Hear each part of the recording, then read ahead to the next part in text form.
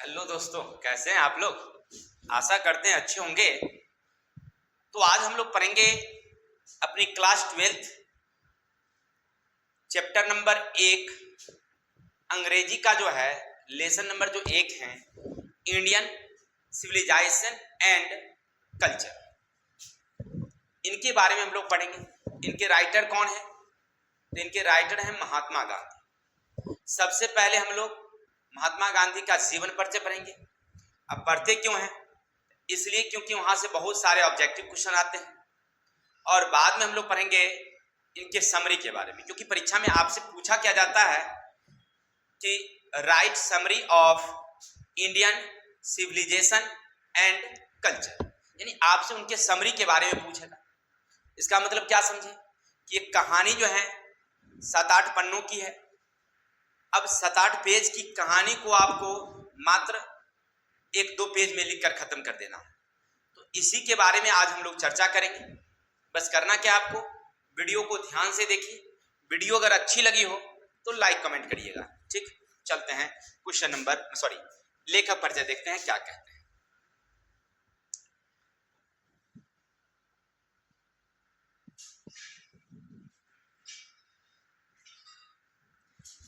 सुनिएगा, हमारे शीर्षक का क्या नाम है?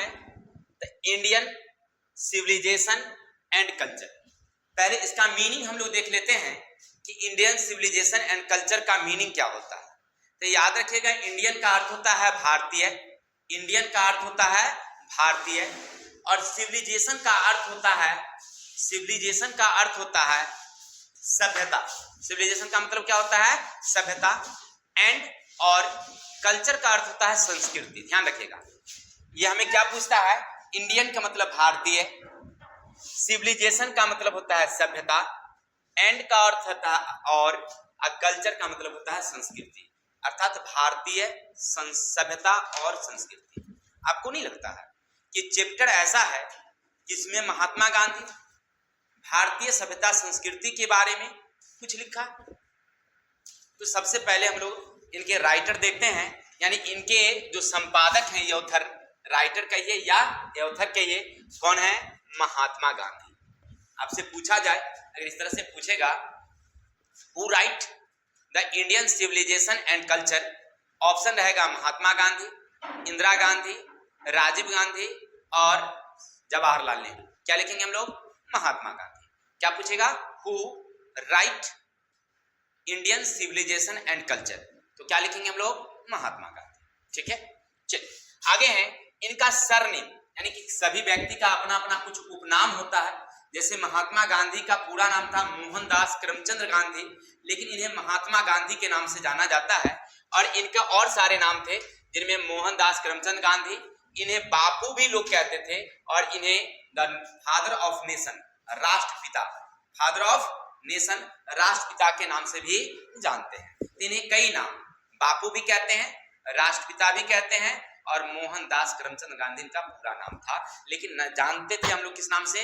महात्मा गांधी के नाम से। ठीक है, आगे चलते हैं। उनका वर्ण यानी कि जन्म कब हुआ था? तो याद रखिएगा 2 अक्टूबर 1869। पूछेगा कि when Mahatma Gandhi was born, या महात्मा गांधी वाज बोर्न, नहीं तो कब हुआ उनका जन्म? तो 2 अक्टूबर 1869। कहां हुआ था? तो याद रखिएगा गुजरात में एक जगह है जिनका नाम है पोरबंदर।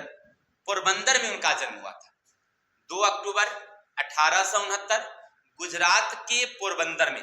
जगह भी याद रखिएगा, परीक्षा में ऑब्जेक्टिव में वो भी रहता है। तो कब हुआ? 2 अक्टूबर 1869। कहां हुआ? तो गुजरात में एक जगह है पोरबंदर, वहीं इनका जन्म हुआ था। क्लियर, इतना समझ गए? याद रखिएगा इनके जो पिता थे करमचंद गांधी, वो राजकोट के दीवान थे। जो पोरबंदर है ना, वहां के एक राजकोट है, राजकोट के दीवान थे। आज का जो मुख्यमंत्री का जो पद है, जितनी हैसियत मुख्यमंत्री का है, उस समय दीवान की उतनी ही हैसियत हुआ करती थी। अर्थात ये बहुत बड़े अमीर खानदान से थे। कौन? महात्मा गांधी। ठीक है, उनकी 4 पत्नियां थी। याद रखिएगा इनकी कितनी पत्नियां थी? 4 पत्नियां थी, जिनमें 4 पत्नी में सबसे छोटी पत्नी थी पुतली बाई। उन्हीं के ये संतान थे। कौन? महात्मा गांधी। याद रखिएगा, यानी महात्मा गांधी के पिता करमचंद गांधी की कितनी पत्नियां? 4, जिनमें सबसे छोटी थी कौन? पुतलीबाई, उन्हीं का बेटा था महात्मा गांधी। चलते हैं आगे। इनका डेथ यानी मृत्यु कब हुआ? तो याद रखिएगा 30 जनवरी 1948। 30 जनवरी 1948 कहां हुआ? तो बिरला हाउस, नई दिल्ली में। आपने सुना होगा कि 30 जनवरी को शाम 4 बजे जब महात्मा गांधी दिल्ली के बिरला हाउस में जाते हैं प्रार्थना के लिए, पहले से वहां नाथूराम गोडसे घात लगाए हुए बैठा था। जैसे बिरला हाउस में ये पैर रखते हैं, तरातर उन्हें 6 गोलियां दाग दी जाती है और वहीं पर ये अंतिम शब्द बोलते हैं हे राम, और वहीं उनकी मृत्यु हो जाती है। ठीक है, जबकि नाथूराम गोडसे वो भी एक क्रांतिकारी था, लेकिन गांधी जी के व्यवहार से वो खुश नहीं था, जिसके कारण उन्हें मार दिया। ठीक है, और वह जाकर के थाने में सरेंडर भी कर दिया था। चलिए आगे चलते हैं, हमको पढ़ना वो नहीं था, पढ़ना है उनकी मृत्यु कब हुई। तो याद रखिएगा 30 जनवरी 1948 कहां हुआ था? तो दिल्ली के बिरला हाउस में। आगे हैं, इनके फादर क्या नाम था, यानी कि what is the name of father? What is the name of father of Mahatma Gandhi? Mahatma Gandhi के पिता का क्या नाम? तो करमचंद गांधी। याद रखिएगा उनके पिता का नाम करमचंद गांधी। माता का क्या नाम? तब पुतलीबाई। पूछेगा कि what is the name of mother of Mahatma Gandhi, तो क्या बोलेंगे हम लोग? पुतलीबाई। उनकी माता का क्या नाम? पुतली। और वाइफ उनकी पत्नी का क्या नाम था? तो याद रखिएगा कस्तूरबा गांधी। चलिए, इतनी बात अगर आप जान गए हैं तो थोड़ा सा और हम लोग देख लेते हैं इनके बारे में, क्योंकि यहीं से बहुत सारी बातें आती है, तो आप लोग थोड़ा सा पेशेंस रखिए।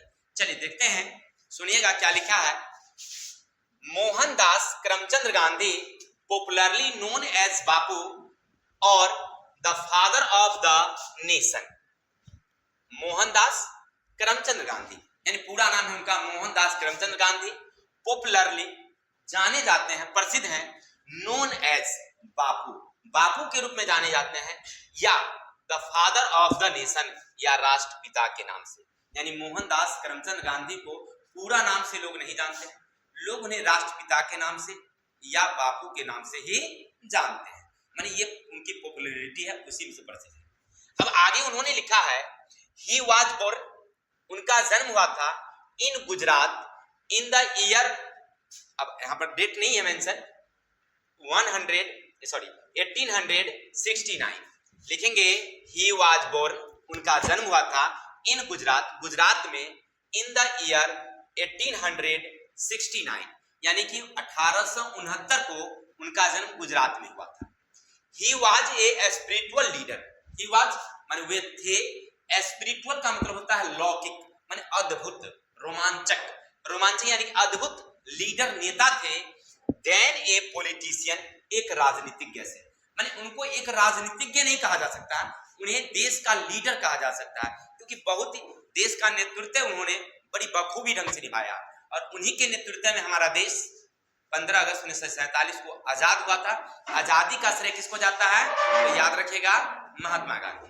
आगे क्या कहते हैं सुनिएगा।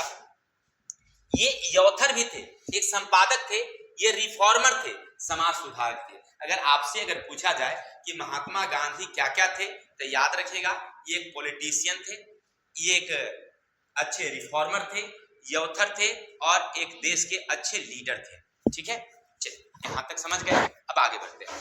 He was the successfully used truth and non-violence against British rule and dominated from 1915 till 1948.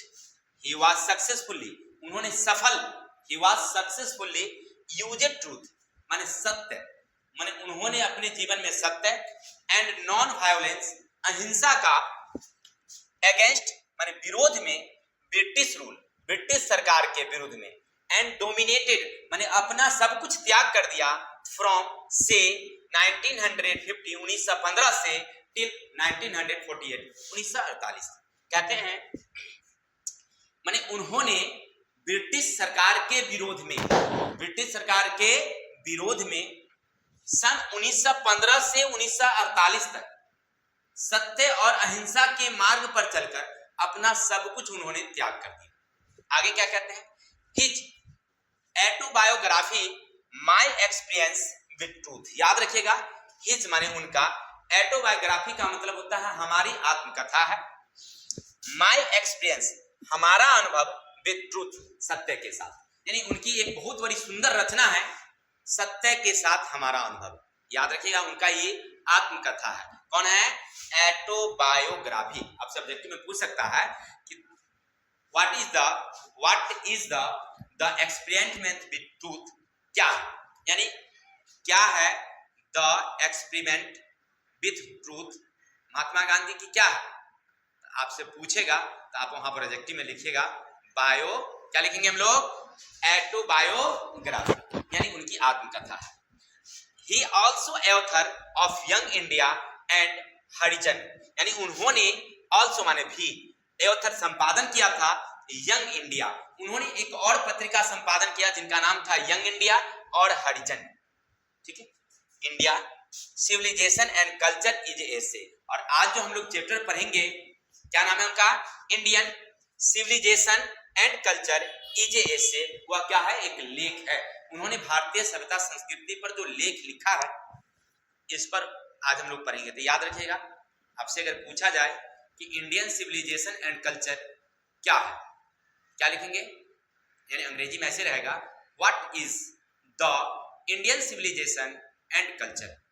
Option रहेगा story, poem, essay, none of. क्या लिखेंगे हम लोग? तो आपसे पूछ रहे थे what is the Indian civilisation and culture. Option रहेगा essay, story, poem, none of this. क्या बताएंगे? तो एसे। याद रखेंगे क्या है ये? एसे। ठीक है, अगर इतनी बात आप अगर सीख गए यानी जान गए हैं राइटर के बारे में, तो इसकी गारंटी हम लेते हैं, इससे ज्यादा आपको कुछ नहीं पूछेगा। ठीक है, अगर आपने सीखा तो आपके लिए हमने एमसीक्यू क्वेश्चन रखा। अब बताइएगा आप लोग,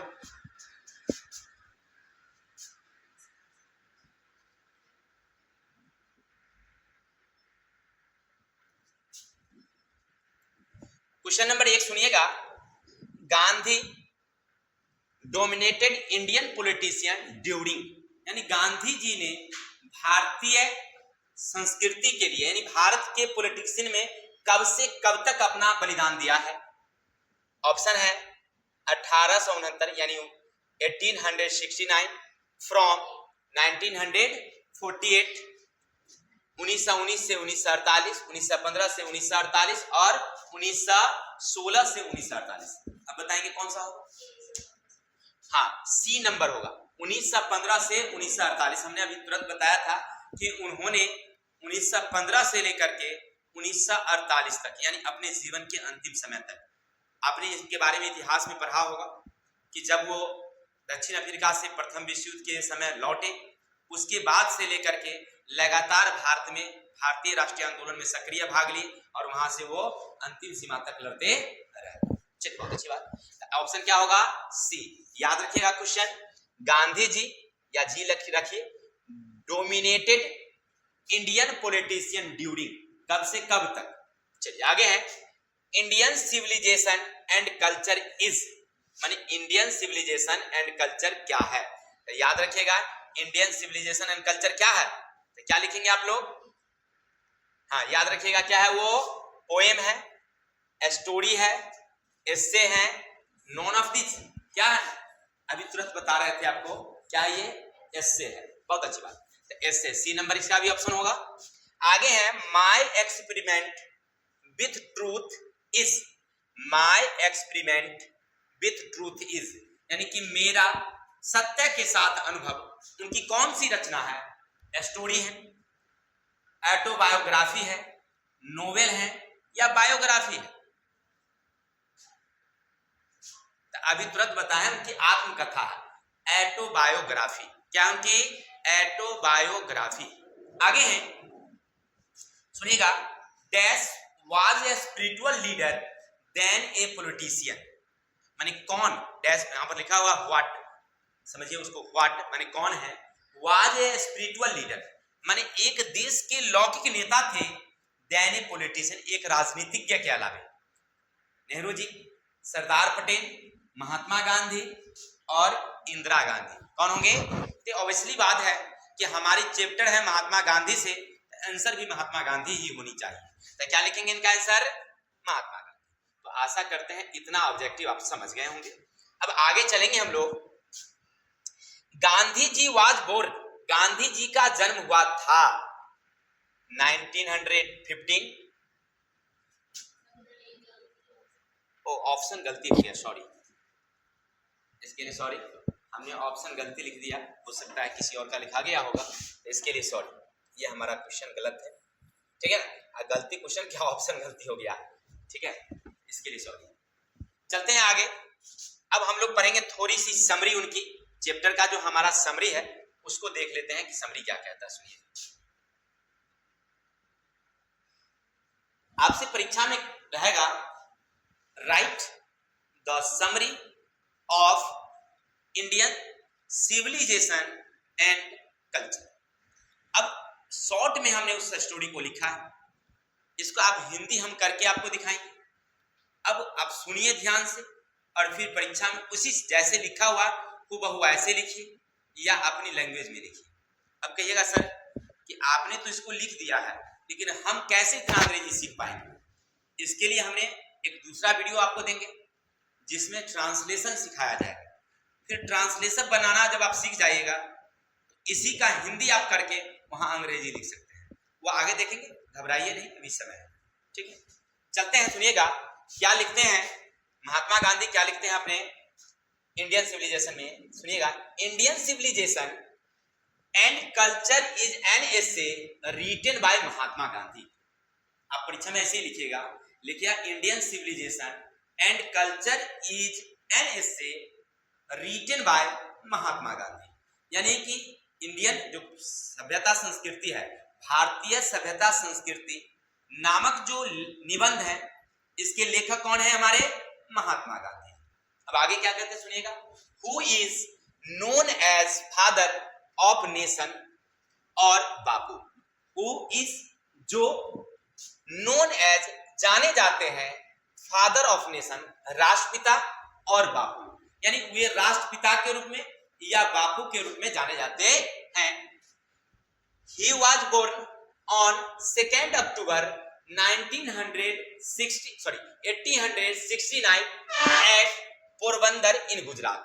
He was born, उनका जन्म हुआ था on 2nd यानी 2 अक्टूबर 1869 ईस्वी एट पोरबंदर के गुजरात, यानी गुजरात का एक जगह है पोरबंदर, वहीं पोरबंदर में उनका जन्म 2 अक्टूबर 1869 ईस्वी को हुआ था। अब लिखेंगे इन दिस एसे, इस लेख में यानी इस निबंध में Mahatma Gandhi has highlighted the important feature of Indian civilisation and culture. सुनिएगा क्या लिखते हैं कि इन दिस एसे यानी इस निबंध में महात्मा गांधी हाईलाइटेड माने उससे प्रकाशित कर दिया, उस पर विशेष जोर दिया है। किन बातों पर? द इंपोर्टेंट ऑफ फीचर, जो महत्वपूर्ण चीज है भारतीय सभ्यता संस्कृति में, यानी इस निबंध में भारतीय सभ्यता संस्कृति में जो महत्वपूर्ण बातें हैं, जो मुख्य चीज है, इन पर उन्होंने क्या किया है? बल दिया है, जोर दिया है, ठीक है। चलिए आगे चलते हैं, तक स्क्रीनशॉट ले लीजिए आप लोग। अब आगे हम लोग चलते हैं, क्या है सुनिएगा क्या लिखते हैं। He says that foundation of Indian civilization is far better than the Western civilization, and our civilization cannot be beaten in the world because we are following the path that our ancestors made for us। क्या लिखते हैं सुनिएगा थोड़ा सा। He says, वे कहते हैं, that की foundation का मतलब होता है बेस। जैसे हम लोग घर बनाते हैं तो उसकी जो मजबूती होती है, नींव, फाउंडेशन कहते हैं। वही कहते हैं कि हमारी भारतीय सभ्यता संस्कृति की जो फाउंडेशन है, फाउंडेशन ऑफ इंडियन सिविलाइजेशन, भारतीय सभ्यता की जो मजबूती है, इज फार बेटर, माने फार बेटर, इससे बढ़िया कुछ नहीं है, देन द वेस्टर्न सिविलाइजेशन, माने भारतीय सभ्यता संस्कृति से बढ़िया कौनो संस्कृति ना ही है। ना तो पश्चिमी सभ्यता संस्कृति हमारी मुकाबला कर सकती है और दुनिया के कोई भी सभ्यता संस्कृति हमारी मुकाबला नहीं कर सकती है। ऐसा गांधी जी कहते हैं कि हमारी भारतीय सभ्यता संस्कृति जो है ना, वो सबसे बेटर है और इसकी मुकाबला तो पश्चिमी सभ्यता संस्कृति कर ही नहीं सकता, उससे हम लोग क्या है, बेटर है, अच्छे हैं। और क्या कहते हैं, आवर सिविलाइजेशन यानी हमारी सभ्यता कैन नॉट बी बीटेन, माने प्रताड़ित नहीं होती है इन द वर्ल्ड संसार में, बिकॉज क्योंकि वी आर फॉलोइंग हम लोग अनुसरण कर रहे हैं द पाथ उस रास्ते का दैट आवर एंसेस्टर जिनके हमारे पूर्वजों ने मेड फॉर अस हमारे लिए बनाया। यानी महात्मा गांधी जी कहते हैं कि हमारे पूर्वज ने जिन बातों को हमें सिखाया, जिस रास्तों पर उन्होंने चला है, हम उन्हीं रास्तों को अपनाए हुए हैं। क्योंकि देखिए होता क्या है कि जो पश्चिमी सभ्यता के लोग हैं वो हमको कहते हैं कि ये लोग खराब है, असभ्य है, तो ऊपर गांधी जी कहते हैं कि ऐसी बात नहीं है कि हमारी सभ्यता संस्कृति खराब है, हम उस रास्ते को अपनाए हुए हैं कि हमारी माता पिता हमारे जो पूर्वज हैं जिस चीज को अपनाए हम उसी को अपनाए हुए हैं, उसी को अपना रहे हैं।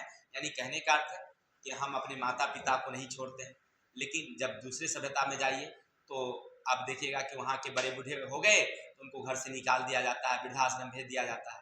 लेकिन हमारे यहाँ इस तरह की संस्कृति नहीं है, हमारी संस्कृति दुनिया की सबसे बेटर संस्कृति है, ऐसा कह रहे हैं हमारे महात्मा गांधी।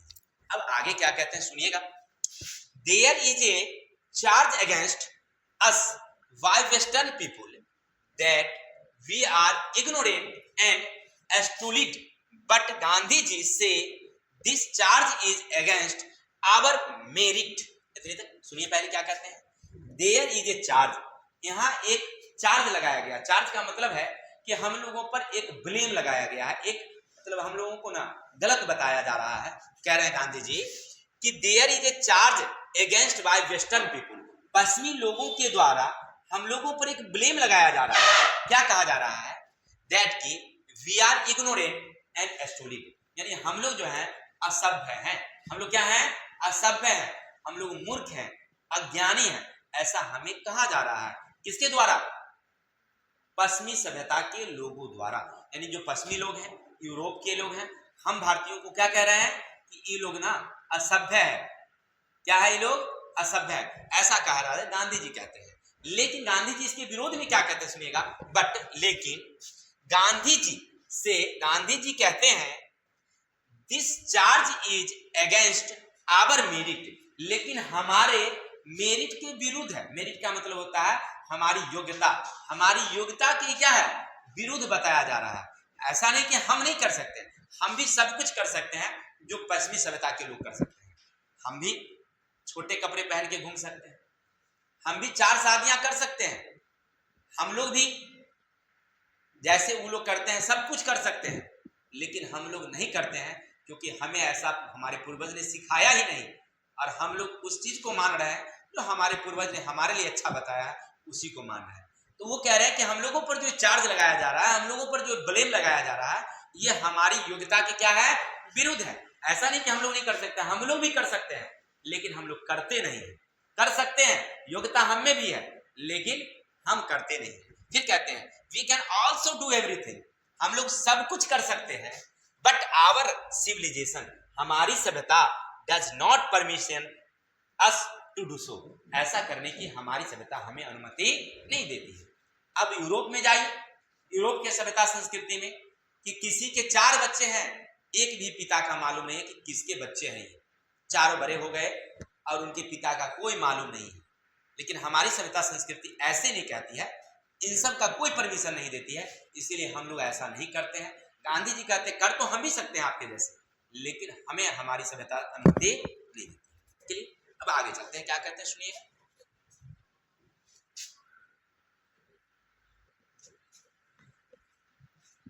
फिर कहते हैं गांधी जी कहते हैं दैट की आवर एंसेस्टर, यानी हमारे जो पूर्वज हैं, preferred village to cities because they knew cities are full of vices. कहते हैं गांधी जी कहते हैं दैट की आवर एंसेस्टर, हमारे जो पूर्वज थे, प्रीफेरेड का अर्थ होता है तुलना करना, 2 चीज में एक को पसंद करना, यानी आपको जो बेटर लगता है उसे चुनिए। तो गांधी जी कहते हैं कि जो हमारे पूर्वज थे उन्होंने 2 चीजों में, इसमें से गांव और शहर में से जो चूज किए हैं, वो कहते हैं प्रीफेरेड विलेज, गांव को चूज किए हैं टू सिटीज, शहर की अपेक्षा। यानी हमारे पूर्वज क्या कहते हैं कि जो दो चीज हैं, गांव और शहर, कौन बेटर है? तो हमारे पूर्वज कहते हैं कि गांव वाला जो है ना वो बेटर है। किसके कारण? बिकॉज, क्योंकि दे न्यू, वे जानते हैं, cities are full of vices, यानी कि शहर जो होता है ना पूरा अहिंसा से, वहां पर हिंसा से भरा होता है। क्या होता है वहां पर? हिंसा। यानी शहर के लोग ज्यादा करके ठगते हैं, ज्यादा झूठ बोलते हैं। यानी कहते हैं कि हमारी गांव के लोगों में इस तरह की बातें नहीं होती है, गांव में सत्य होता है, गांव में प्रेम होता है। और ये चीजें होने के कारण हमारे जो पूर्वज हैं गांव को ज्यादा पसंद करते हैं, गांव में रहना ज्यादा पसंद करते हैं। वही कह रहे हैं यहाँ पर, ठीक है। कहते हैं crimes, robbers and thieves, but in village people live in peace. देखिए शहर में क्या क्या होता है? तो हिंसा होती है, क्राइम अपराध होती है, रबर डाकू हो जाते हैं वहां, थीव्स चोरी होती है ज्यादा। यानी कि पूरे शहर में चोरी, डाका, हत्या ये सब होते ही रहता है। यानी गांधी जी कहते हैं कि पूरा शहर के लोग जो है ना वो कोई भी अच्छा नहीं है, सब में ये भरा रहता है, अपराध की मामला उसमें भरा रहता है, चोरी, बेईमानी, ठगी, ठगाई ये सब भरा रहता है। लेकिन गांव में ऐसा नहीं होता है। कहते हैं बट लेकिन इन विलेज पीपुल, गांव के लोगों में लिव इन पीस, बड़ी शांति से रहते हैं गांव के लोग। इसीलिए हमारे पूर्वजों ने क्या स्वीकार किया है? गांव में रहना स्वीकार किया है। अब आगे क्या कहते हैं गांधी जी कहते हैं दैट की mind is the restless bird. Mind जो है ना, हमारा माइंड वह रेस्टलेस बर्ड है। रेस्टलेस मतलब वो आराम नहीं देखता है, यानी हमेशा कुछ ना कुछ सोचते रहता है। यानी दिमाग जो है कभी बैठा नहीं रहता है, दिमाग कभी ना कुछ सोचते रहता है। वही कह रहे हैं कि हमारा जो माइंड है वो रेस्टलेस बर्ड है, माने आराम रहने वाला चीज नहीं है। The more it gets the more it wants, यानी कहते हैं कि मोर इट्स गेट्स, उसे जितना अच्छा दीजिए वो और अच्छा की तलाश में रहता है। हमारी माइंड एक ऐसी चीज है, जितना अच्छा दीजिए उतने अच्छा की तलाश में रहते हैं। अगर हमें आज एक तल्ला मकान हो गया तो हम चाहेंगे कि हमारी 2 मंजिला भवन होनी चाहिए, 3 मंजिला होनी चाहिए, और एक समय ऐसा आएगा कि हम सोचेंगे कि हमारा घर हमारे पूरे गांव में सबसे अच्छा होना चाहिए। यानी कभियो नहीं, दिमाग जो है ना, एक गाड़ी हो जाए फिर 2 गाड़ी की इच्छा, 3 गाड़ी की इच्छा, साइकिल है तो मोटरसाइकिल है तो कार, और उससे बढ़िया होता प्राइवेट जेट बाईवान, वो भी किसके वाला? तो जो अरब देश के जो राजा हैं, प्रिंसेस, उनका जो है जहाज पूरा किसका है? सोने का जहाज है। तो ओकरे वाला अगर हो जाता तो और बेटर हो जाता। यानी माइंड में कभी स्थिर नहीं रहता, वो हमेशा बेटर की तलाश में रहता। वही कह रहे हैं, लेकिन वो क्या कह रहे हैं? एंड रिमेन, हमें रहना चाहिए अनसेटिस्फाइड, और हम ना कभी ना संतुष्ट नहीं होते हैं।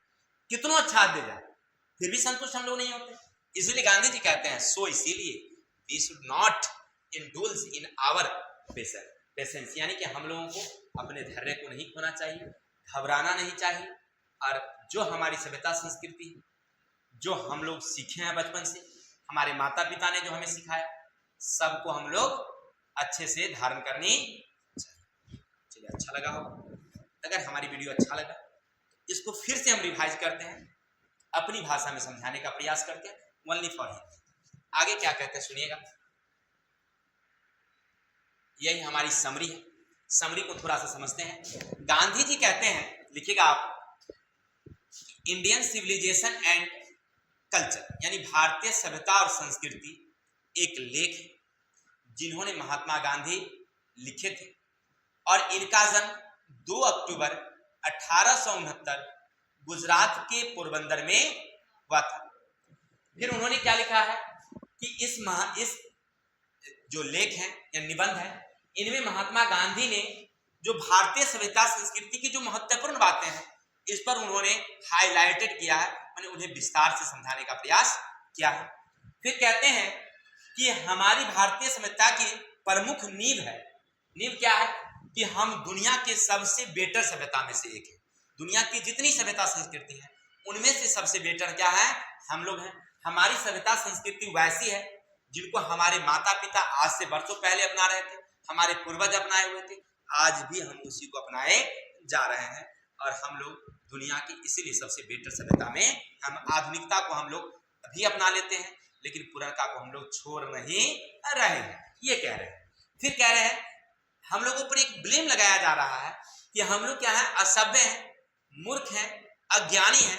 लेकिन गांधी जी इनके विरोध में कहते हैं कि ऐसी बात नहीं है, यह हमारी योग्यता के विरुद्ध में बताया जा रहा है। हम वो कर सकते हैं जो पश्चिमी सभ्यता के लोग करते हैं, लेकिन हमारी सभ्यता इसका कोई परमिशन नहीं देती है। इसीलिए ये सबसे बेटर सभ्यता है और हमारी सभ्यता ऐसा करने की अनुमति नहीं देते हैं। फिर कहते हैं गांधी जी कि हमारे पूर्वज ने शहर और गांव को अगर चुनने की बात किया जाए तो हमारे पूर्वजों ने गांव को चुना है, क्योंकि कहते हैं कि शहर में सबसे ज्यादा अपराध होती है, शहर में ज्यादा चोरी होती है, शहर में सबसे ज्यादा हिंसा होती है, शहर में सबसे ज्यादा ठगी बेईमानी होती है, चीटिंग होती है। इसीलिए हमने शहर को चुना नहीं, हमने गांव को चुना, क्योंकि गांव में शांति होती है और यहाँ के लोग प्रेम भाव से रहते हैं, एक दूसरे में अपनापन होता है, एक दूसरे के प्रति काफी घनिष्ठ संबंध होता है और हर एक दूसरे के दुख में शामिल होते हैं। फिर उन्होंने लिखा है कि हमारी दिमाग जो है ना वो रेस्टलेस बर्ड है, यानी कि कभी ये संतुष्ट होने वाली चीज कितनों उसको बेटर से बेटर दिया जाए, लेकिन वो सोचेगा कि और बेटर हमें मिलना चाहिए और इसी बेटर की तलाश में वो रहते हैं। फिर गांधी जी कहते हैं कि नहीं, हमें इन सब दुनिया की होड़ में नहीं जाना चाहिए, हमें जो मिल रहा है उसी से संतुष्ट रहना चाहिए। ठीक है, आशा करते हैं आपको समझ में आया। अगर हमारी वीडियो अच्छी लगे लाइक करिए, कमेंट करिए, बाकी अगर हमारी वीडियो अच्छी लगती हो तो अपने मित्रों को भी शेयर कीजिए। ठीक, मिलते हैं कल इनके प्रश्न उत्तर के साथ, तब तक के लिए जय हिंद, जय भारत।